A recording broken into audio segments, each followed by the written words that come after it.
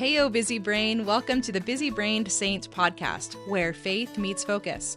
I'm Kamden Hainsworth, an expert ADHD coach, here to help you understand your mind with confidence. God knows your brain perfectly, so let's explore that divine design together and discover just how fulfilling your life can be, living with God and ADHD.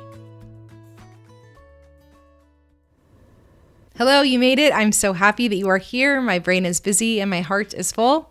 Today's podcast episode is titled Understanding Advent with Pastor Darin Arntson.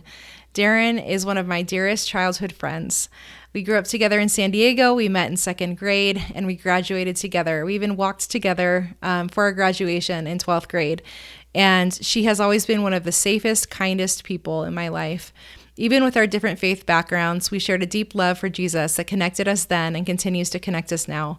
She is now a United Methodist minister in San Diego, and my husband and I have attended her congregation. It is beautiful, joyful, and full of Christ-centered warmth. I am so thrilled to have her here with us. We are talking about Advent today, something that I honestly used to only associate with calendars.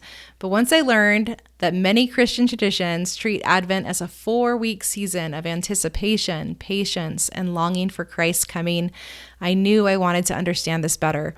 And I wanted Darin to teach us. So thank you for being here, Darin. Thank you for your time and your wisdom and your incredible love.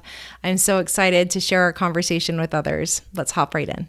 Thanks so much for having me. It's a true privilege. And I know I don't get to share all of my deep love and history with you in the same way, but I've been so grateful for the ways that our appreciation for and respect for one another's faith traditions has carried over. It feels like we didn't really know what we were doing when we were 8, but that appreciation was still there, and I never felt pressure from you to invite me into your space and in a way that made me let go of my own. And I think you also hopefully felt the same from me, and that we could just honor one another in that way and still be besties.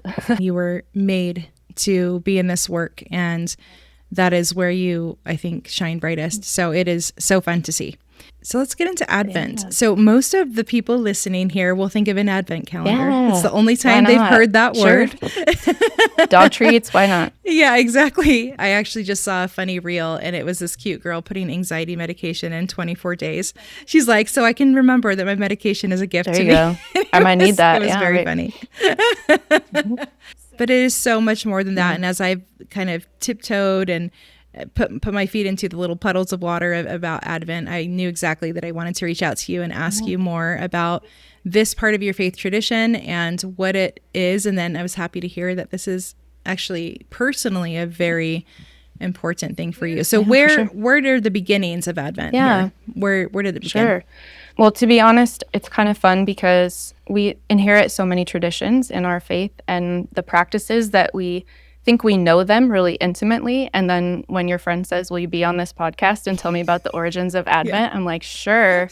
Wait a second. Let me find the origins of Advent. So that's been really fun. But I've really enjoyed finding kind of the wandering way that we navigate these traditions and the ways that they have certain meaning in certain times and then grow into something else in a different season, and even find life in each of us in different ways and in individual ways. So I will say I'm an apologist for Advent. I love Advent. I'm here for it always and ever.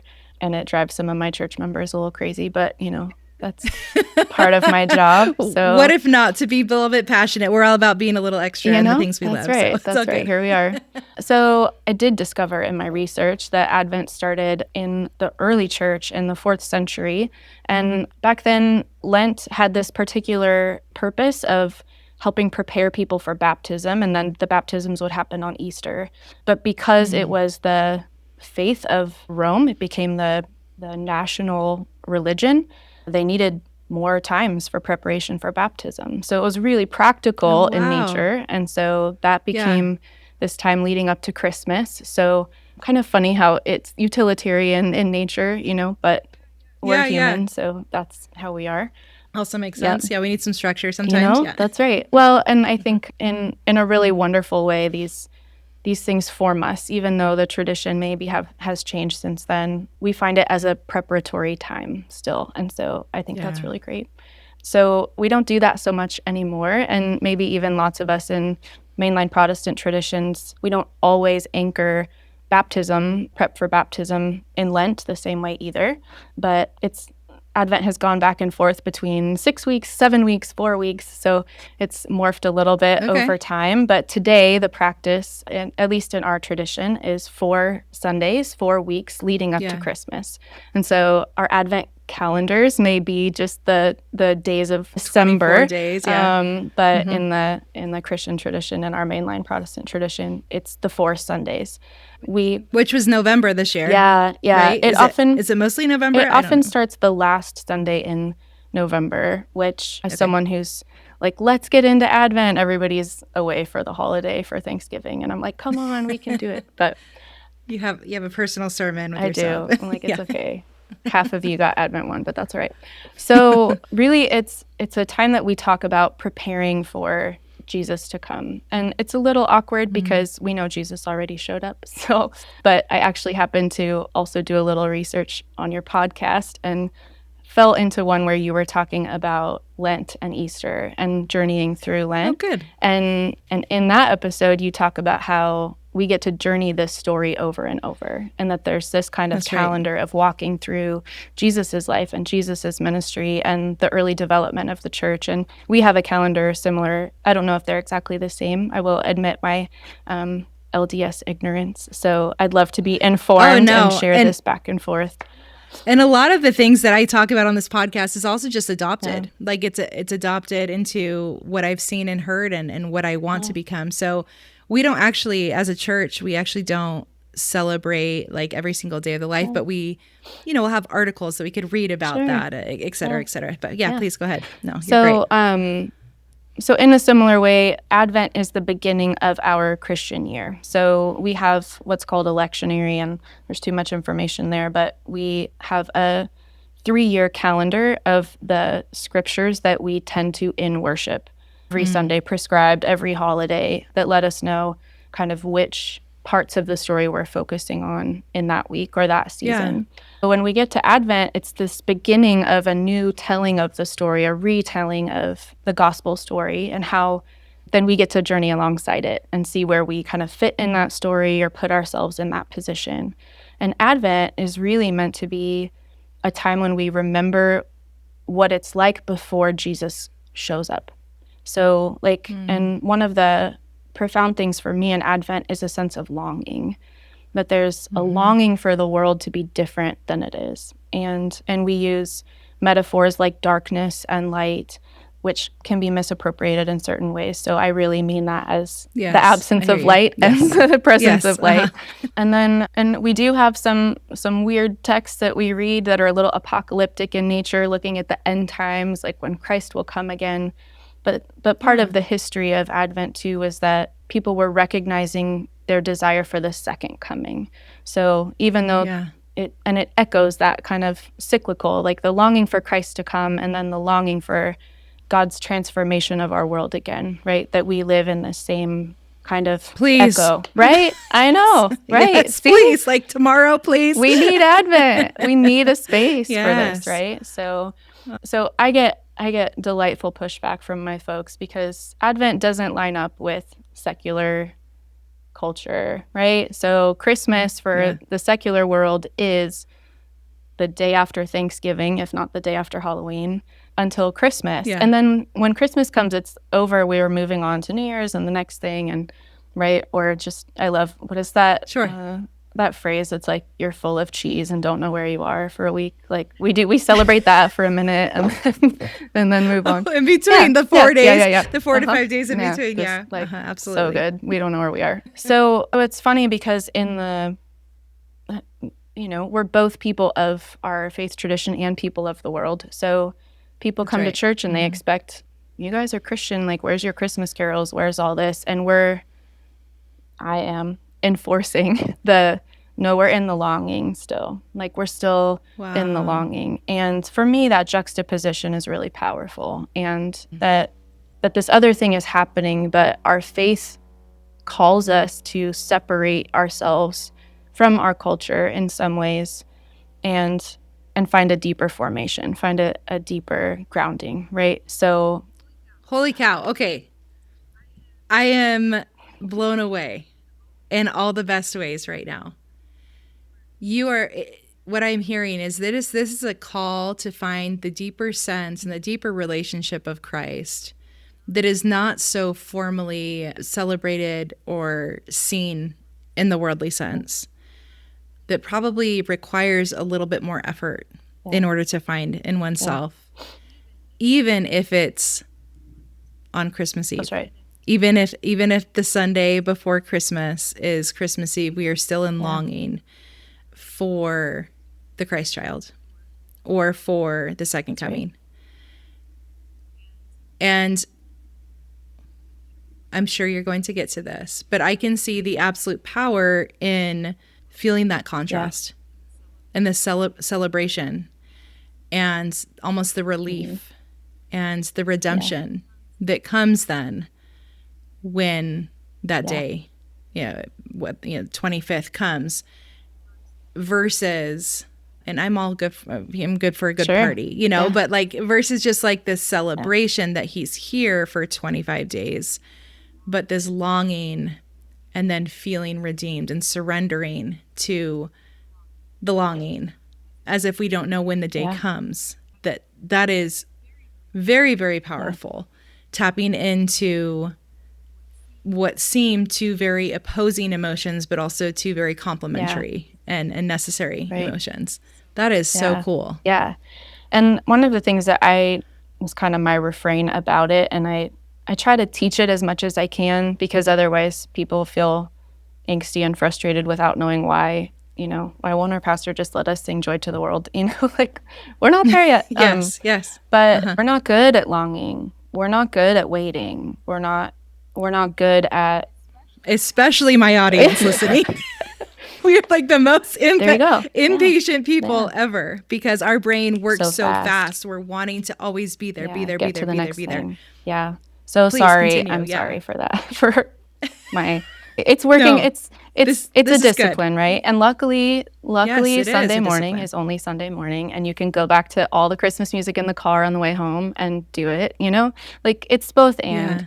But I think of all things, if this is part of our tradition and who we are and part of our story, that it needs space to live somewhere.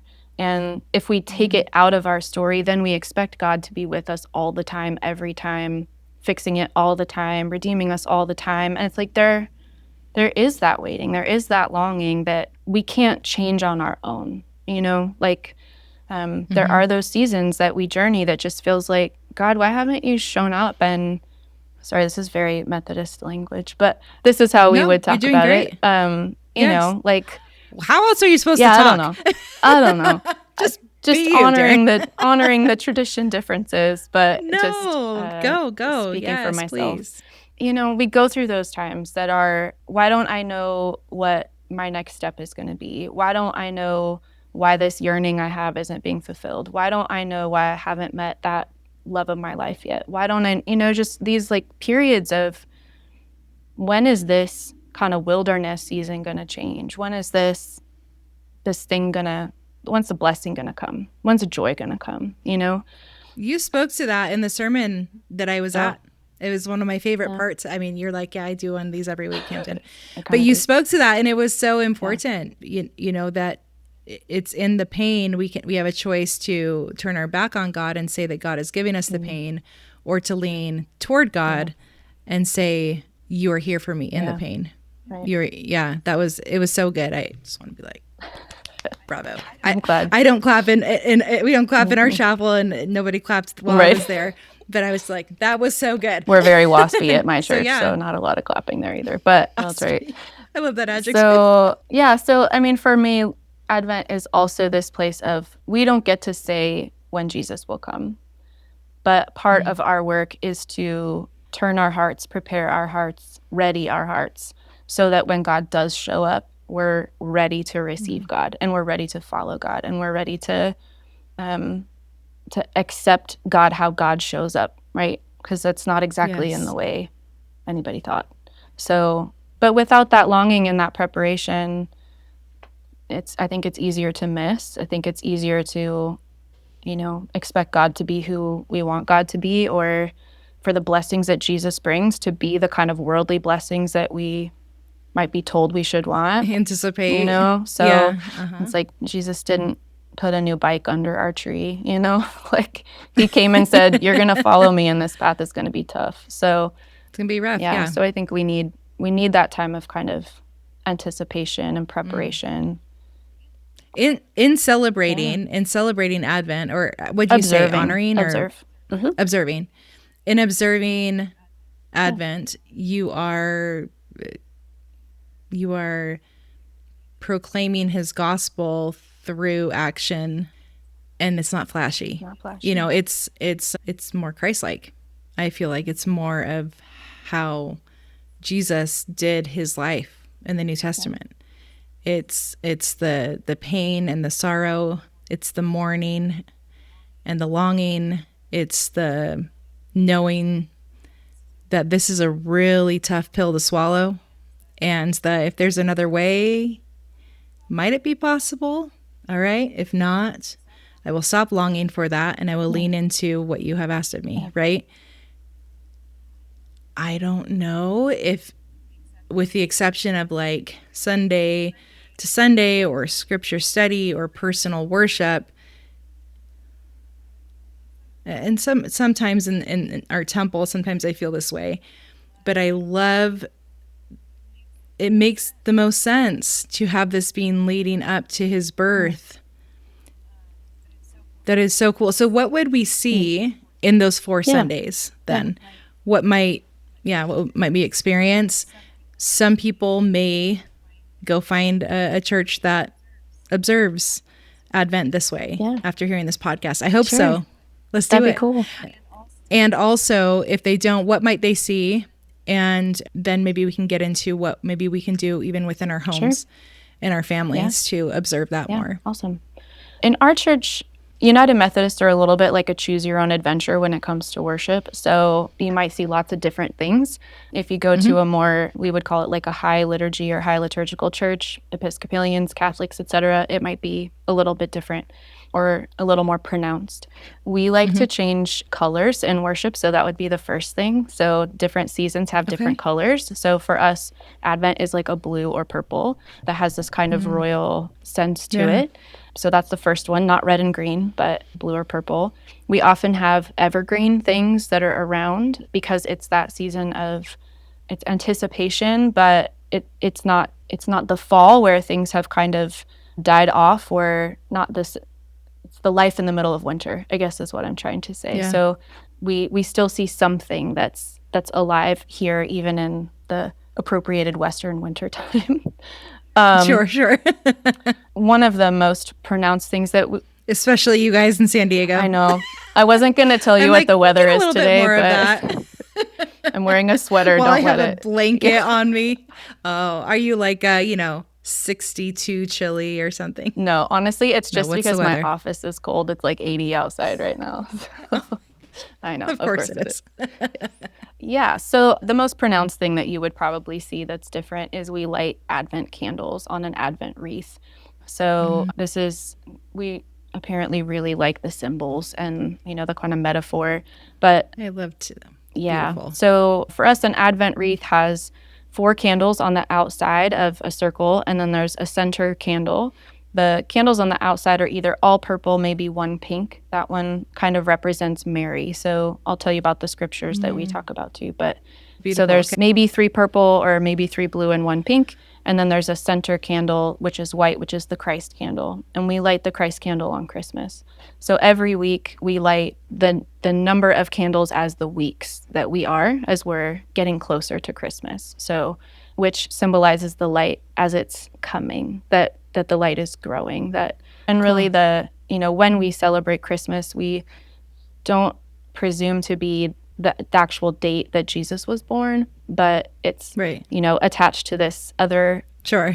We love to appropriate things. Podcast. It's great. But it's a whole other podcast. The beauty of the metaphor is that it comes after the winter solstice. So the darkest night that comes, And then just after that is when we anticipate that Jesus comes and brings the light. So it has that same echo of we're in the darkness, but the light is growing.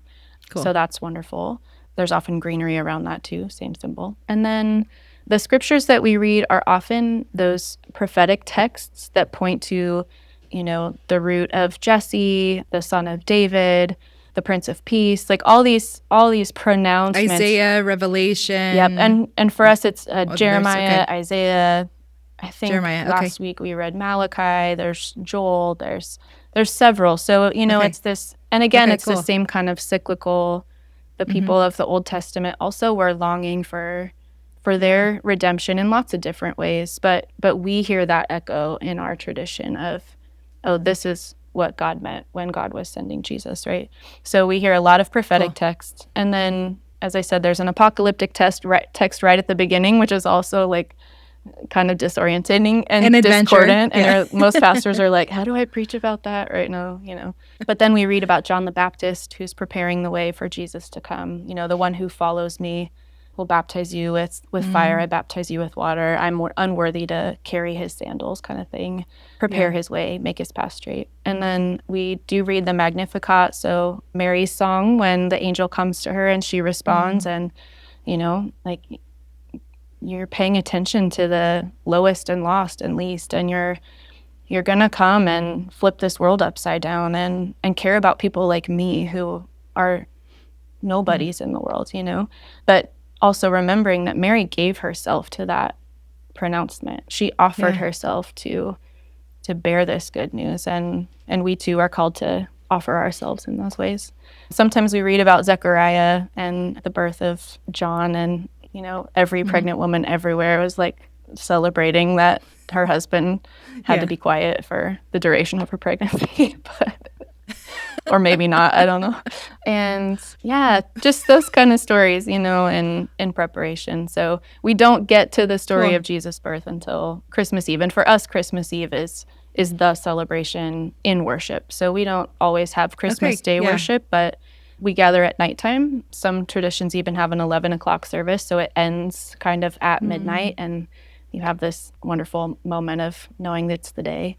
But again, in that service, and for us just to carry that further, it's often we do candle lighting, if you've ever seen that, or I don't know if all traditions do that, but they don't. But I have seen that. So like in a circle, are you talking about like, and you bring it to each, or like down the rows? Go down the rows, and so it just, everybody has a candle, and they spread the light through the whole sanctuary, and it's this just beautiful moment of everybody bearing that light, and how bright it glows. Do you know what I just thought Tell of? Me. Uh-oh. Light the candles of freedom. 7th grade. Oh, wow. Ensemble. Pull that one out. With the little twisty candles, so like funny. Touching each other's candles. Oh my gosh. Anyway. That's it. That's the one. Yeah. But it was special. I loved that song. I think that there is, that representation of that we are all here. We are sharing our light. I am all down for a good symbol as well. Like a good, and I'm so visual that the visual is actually what I feel like is where I feel God anyway. Cool. When we can externalize our internal, right? So, okay, cool. So lots of candles. So then we bring that into our home. Yeah. And this is the thing that I heard. And so I actually put out more fake and real candles. And we're having more candlelit dinners. Nice. And we are having more of, that warm, cozy feeling, but I wasn't attaching this longing to it. And what's darling about this is my 4-year-old right now, every single day asks, is it Christmas? Because she has no concept of time. And so I have to bring her to the calendar every time, like, see this one that I put nice in red. But could we not use that as like this parallel of, is it Christmas? Is Christ coming? Is it today? Right. Is it today, Mom? Is today Christmas? They don't know, and that anticipation. So in that, some of my conversations with her have been, this is a time to think about Christmas. This is a time to notice the colors and the decorations and the things that remind us of Christ. And she has brought the longing. Cool. She has brought the anticipation to me. So as we're talking about this, This is a very real sense in a raw, childlike way. And what did Christ tell us to be? Like children. So just another echo of his gospel. It's so cool. And, I love that when we become like children, then we are as Christ desires for us to be, in our hearts of that offering of ourselves. But it makes that helpful transition for us if we can hold it, that we know what longing is for other things. But how can we, because sometimes it's hard to know, how do I long for Jesus?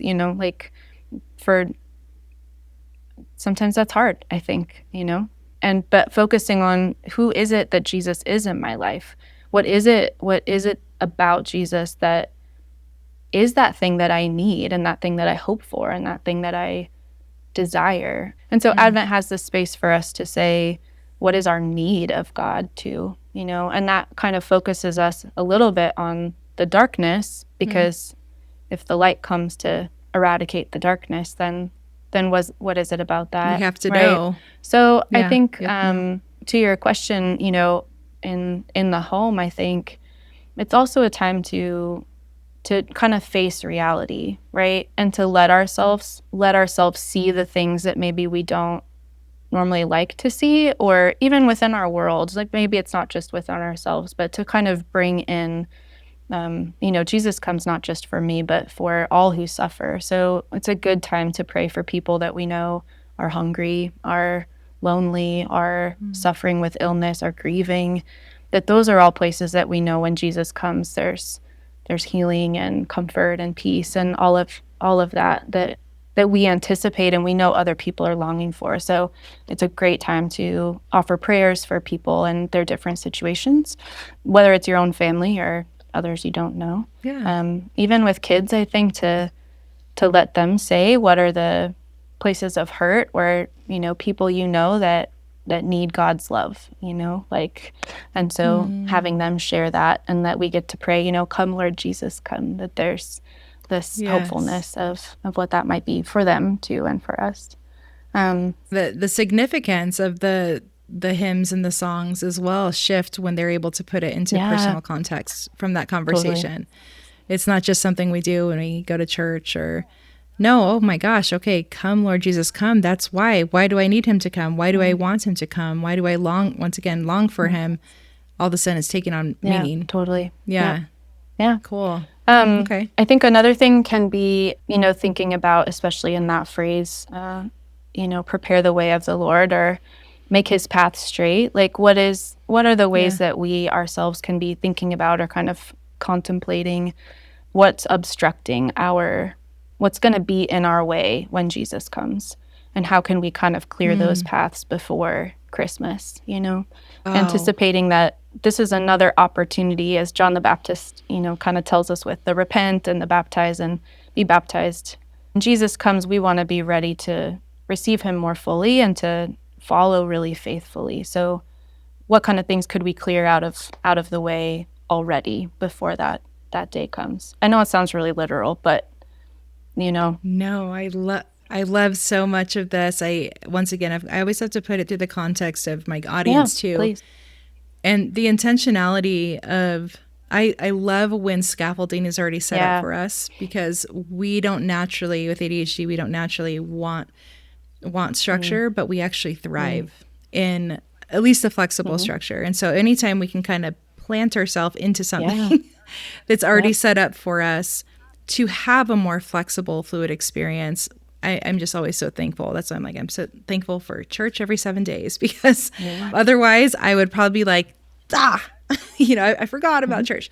So I'm grateful for that. And this intentionality for a new year with the Savior, this intentionality of making space for my path to be toward God, and this time period of dedication, of consecration, of this time period of consecrating myself and opening myself to what God might want me to learn. And what kind of conversations we might have, you know, in anticipation for almost this renewal. I think it's interesting that you brought up baptism because it's very symbolic right here, right? As well as for me recommitting. Yeah.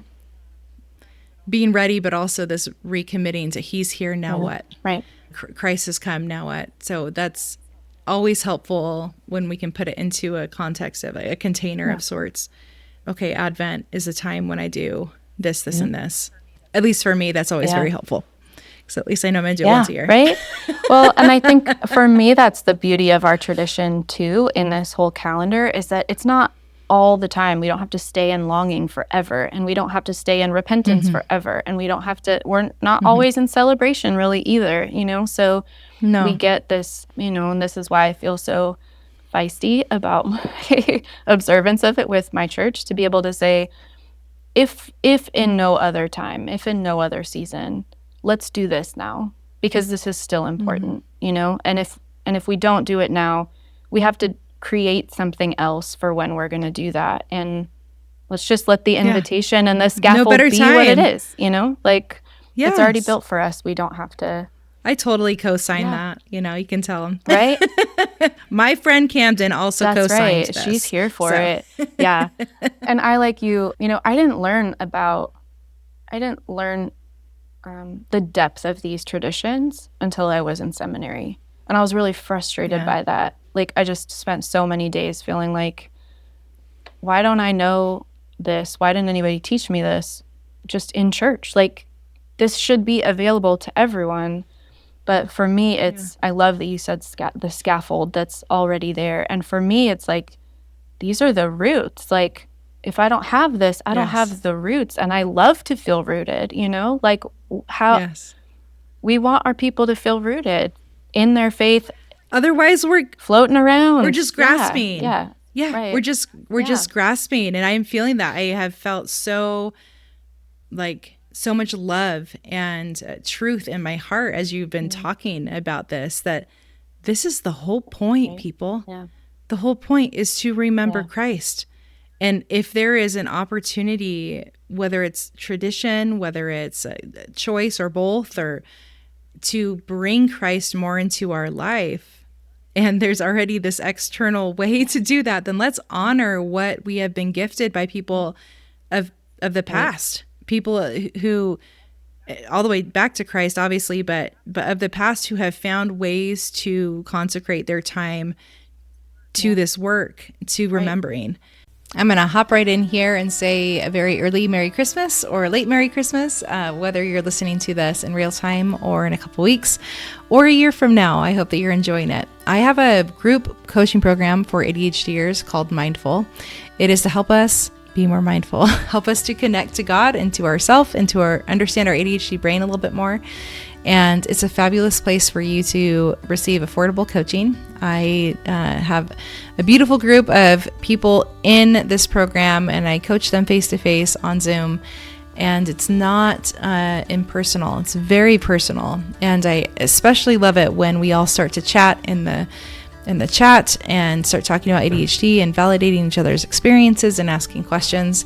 So if you are interested in joining Mindful, time of this recording, it's $115 a month, and you get access to 4 live calls a month. In addition to that, all of the hundreds of recordings that are already in the program. We teach you how to understand your brain, how to utilize its strengths, and how to outsource its challenges, the things that we don't do quite as well. And when I say outsource, I don't necessarily mean hire someone else. I mean outsource to a different version of yourself that understands that it can't rely upon the out-of-box programming that our prefrontal cortex doesn't always put out. So I hope that you join us. It's a lot of fun. If you'd like to learn more, you can go to camdenadhdcoaching.com/mindful and read more there. Of course, I'm always happy to respond to any questions you might have and email info@camdenadhdcoaching.com. And now let's hop back into this beautiful episode with my sweet friend, Darin. How joyful. I really am so curious, though, about your Christmas day. I want to know a little bit because here I am in the longing. I'm like, now what? Well, what's going to happen? What's going to happen on the 24th? Yeah, gosh. I was just do I bet Christmas letters and, it's like my desk chaos right now, which is fun. I love it. And worship to you especially should know, is my favorite part. It has all the music and all the pomp and circle. It's like, it's kind of a performance, but you get to live it, like it's you put yourself in this beautiful experience, right? So, we've got all the good Christmas hymns, Christmas carols that people know and love. So, it has this familiarity to it. So, it's not really a joke that people are like Christmas and Easter Christians. Like, those are the days that we come and we get to go, wow, this is... Yeah, we're homesick for it. That's a great way to put it. That's a great way to put it. But yeah, I think for me, because I let myself live fully into Advent, Christmas, like we sing "O Come All Ye Faithful" as our opening hymn, and I just cry every time because it's just this... You want to cry right now. And the word I keep wanting to use, and it's not it. Every time I write something for our church, I have to stop myself from writing it's magical. It's not magical. but that's what it feels like. Otherworldly. Yeah, it feels transcendent. So there's that. It's really when everyone gathers. So our church is full more than it usually is. And that's a powerful witness too, like God gathers all these people and we get to share in this celebration, this moment of telling this story, like it's funny because I think people come because it's even still a secular thing to do, but it's like, we're going to tell you the story anyway. And like, you're really here for this, whether you know it or not.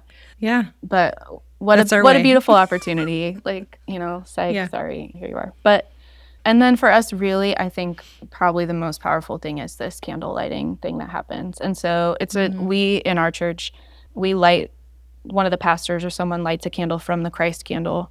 And so it really bears that symbolism. Is that lit when they come into your church? We light it. Is it a part of a ceremony? It's part of a ceremony, sorts, yeah. So for us at the beginning of every service, we often have our acolytes that come, and they're usually little guys, somewhere between 9 and teenagers. So and that's the first thing usually that happens is the acolytes bring the light of Christ into our worship space so that it's there with us. And then we have generally some kind of ritual, some kind of liturgy language around lighting those candles and lighting the Christ candle. So that's part of what everyone gets to see. And if you've been in worship for several weeks, it's like, oh, we're lighting the Christ candle, like, oh, we got to the end, we did it. Yes, it's the anticipation, right? Yeah. And usually, often in Methodist churches, it's a tradition that a family will do that. So, some family of the church. It's not the formal leadership. Like they'll do each week? Yeah, there's a family each week that comes. And usually different families or individuals or folks like that. So that's fun. Our first Sunday, we had a family with 2 little guys. And I was like, do you want to do it now? Like, is it going to be too much chaos for them to participate? Or you feel okay about it? And, mom's holding we have these long candle lighters, and they're probably like 3 feet, maybe even 4 feet tall. And so mom's holding it, but 2 little guys at the end touching, the little end of the stick, and just I'm participating. So precious, right? Like they think they're doing it. It is darling. So it really has that full, everybody's involved. And often we do a lessons and carols service. So that would be, it's like a kind of strong section in the middle of our service where we break up the story of Jesus's birth, and it's interspersed by music. So whether it's a choral anthem or another hymn or things like that. And then people endure a message generally. And then there's like a little bit of a how do we translate this for our lives? What is it? How do we root ourselves here, even if it's new to us?